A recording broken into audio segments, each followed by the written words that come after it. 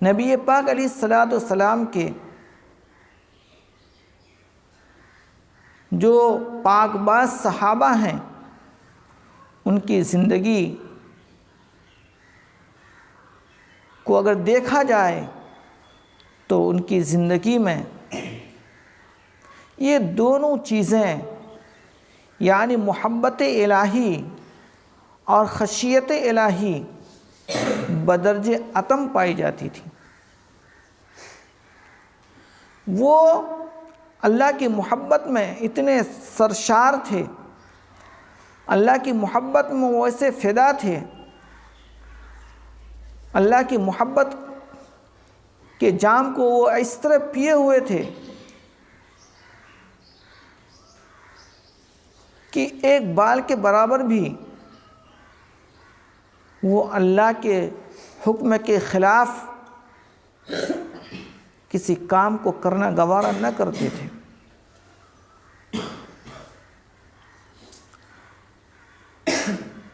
تاریخ میں لکھا ہے کہ ایک گاؤں میں رہنے والا نبی پاک علیہ الصلاۃ والسلام کا چاہنے والا صحابی، وہ ہفتے میں 15 دن میں، مہینہ دن میں، یعنی حسب سہولت اور حسب موقع وہ مدینہ منورہ تشریف لاتے تھے،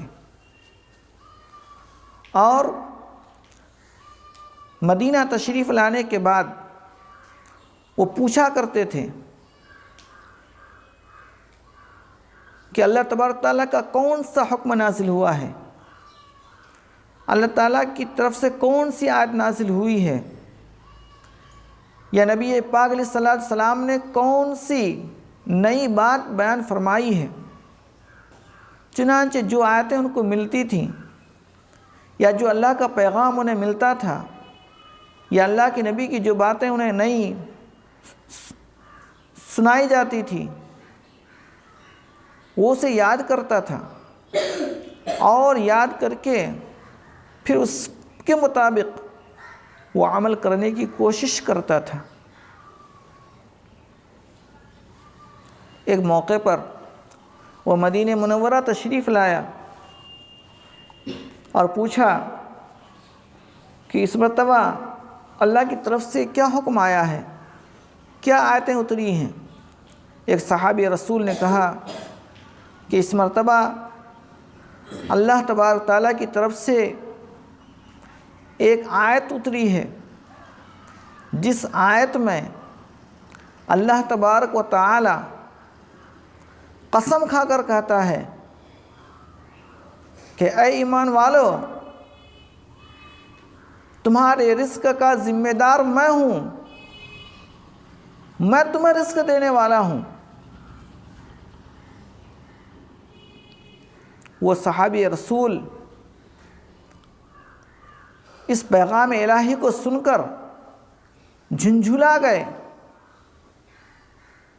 ان کے اندر بے تابی کی کیفیت پیدا ہو گئی، اور وہ محبت کے نشے میں آ کر یہ کہا کہ اللہ تبارک و تعالیٰ کو اپنی بات کی یقین دہانی کے لیے کیا ضرورت تھی قسم کھانے کی؟ اللہ تبارک تعالیٰ نے کیوں قسم کھائی؟ کیا ہمیں اللہ کی بات پر یقین نہیں ہے؟ کیا ہم اللہ کی بات کو یقین کے ساتھ قبول نہیں کرتے ہیں؟ کیوں اللہ تعالیٰ نے قسم کھائی ہے؟ اس صحابی رسول کا یہ جملہ، یہ اس کی محبت کے اوپر دال ہے، یہ محبت کے اوپر یہ جملہ ان کا اشارہ کرتا ہے۔ آخر کیا بات تھی کہ حضرات صحابہ رات کے آخر حصہ میں اٹھ کر کوئی تہجد میں، کوئی قرآن کی تلاوت میں، کوئی تسبیحات میں، کوئی ذکر الہی میں مشغول ہو جایا کرتے تھے۔ تاریخ میں آتا ہے کہ مدینہ منورہ میں رات کے آخری حصہ میں اگر کسی باہر کا کوئی شخص گلیوں میں گھوم جاتا تھا تو اس رات کے آخری پہر کے حصے میں وہ حصہ بالکل دن کی طرح اور مدینے کے رہنے والے زندہ لوگوں کی طرح معلوم ہوا کرتے تھے۔ یعنی وہ باہر سے آنے والا یہ فیصلہ کرنے پر مجبور ہوتا تھا کہ یہ رات کے حصے میں یا رات کا حصہ ہے، سونے کا حصہ ہے، یہ دن کا حصہ ہے، جاگنے کا حصہ ہے یہ۔ یعنی تمام کے تمام صحابہ، تمام کے تمام صحابیات یہ رات کے آخری حصے میں اٹھ کر اللہ کی یادوں میں مگن رہا کرتے تھے، اللہ کی یاد میں کوئی نمازوں میں رہتے تھے، کوئی تلاوتوں میں رہتے تھے، کوئی ذکروں میں رہتے تھے، کوئی استغفار میں رہا کرتے تھے۔ یعنی رات کا حصہ زندہ لوگوں کا شہر معلوم ہوتا تھا۔ مدینے کا رات کا آخری حصہ زندہ لوگوں کا شہر کہا جاتا تھا کہ گویا کہ لوگ زندہ ہیں۔ لیکن افسوس، صد افسوس کہ آج اسی نبی کے ماننے والے اور انہی صحابہ کے نقش قدم پر چلنے والے آج کے مومن، کہ آج اگر کوئی کسی مسلمان محلہ کے گلیوں سے گزر جائے تو ایسا معلوم ہوتا ہے کہ یہ کوئی گاؤں نہیں، یہ کوئی بستی نہیں، یہ کوئی زندوں کا شہر نہیں، بلکہ یہ مردوں کا شہر اور یہ قبرستان ہے۔ اتنی تبدیلی آ گئی ایمان والوں میں، اتنا فرق پیدا ہو گیا ایمان والوں میں۔ بھلا اللہ کی مدد کس طرح اتر سکتی ہے؟ اللہ کی نصرتیں کیسے آ سکتی ہیں؟ اور ایمان والا اللہ کی مددوں سے پورے طور پر فائدہ کیسے اٹھا سکتا ہے؟ میرے بھائیوں، میرے بزرگوں، یہ سب کے سب جو حالات اس وقت پیدا ہو رہے ہیں یہ ہماری غفلت ہے۔ ہم ایسے خوابیدہ بن گئے ہیں، ہم اس طرح غفلت کی نیند سو رہے ہیں کہ نہ ہمیں کوئی اللہ کا حکم اور نہ اللہ کا کوئی اشارہ اور نہ نبی کا کوئی طریقہ ایسا ہے جو ہمیں بیدار کر دے، ہوشیار کر دے۔ ایسے غفلت میں پڑے ہوئے ہیں، ایسی غفلت میں پڑے ہوئے ہیں۔ میرے بھائیوں، میرے بزرگوں،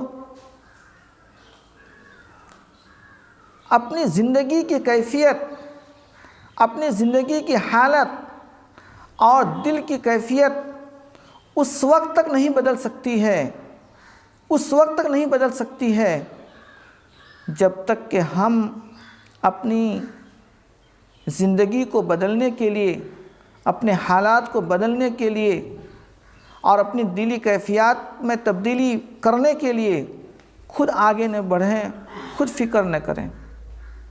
اس لیے اہل اللہ فرماتے ہیں کہ ایمان والوں کے ایمان اور اس کے ایمانی کیفیات میں تبدیلی اور ترقی اس وقت تک نہیں ہو سکتی جب تک کہ ایمان والا نیک لوگوں کی صحبت میں کچھ وقت نہ گزارے۔ جب تک اللہ والوں کی صحبت میں ہم نہیں بیٹھیں گے، جب تک ہم اللہ والوں کی صحبت میں کچھ وقت نہیں گزاریں گے، ہماری زندگی چینج نہیں ہو سکتی ہے۔ ہماری زندگی کا کایا نہیں پلٹ سکتا ہے۔ ہم سب کے لیے ضروری ہے کہ ہم سچوں کے ساتھ میں رہیں، اولیاء اللہ کی صحبت میں بیٹھا کریں۔ اولیاء اللہ کی صحبت، ایک ساعت کی صحبت، ایک گھڑی کی صحبت 100 سال کی زندگی اور 100 سال کی عبادت سے کہیں زیادہ بہتر ہے۔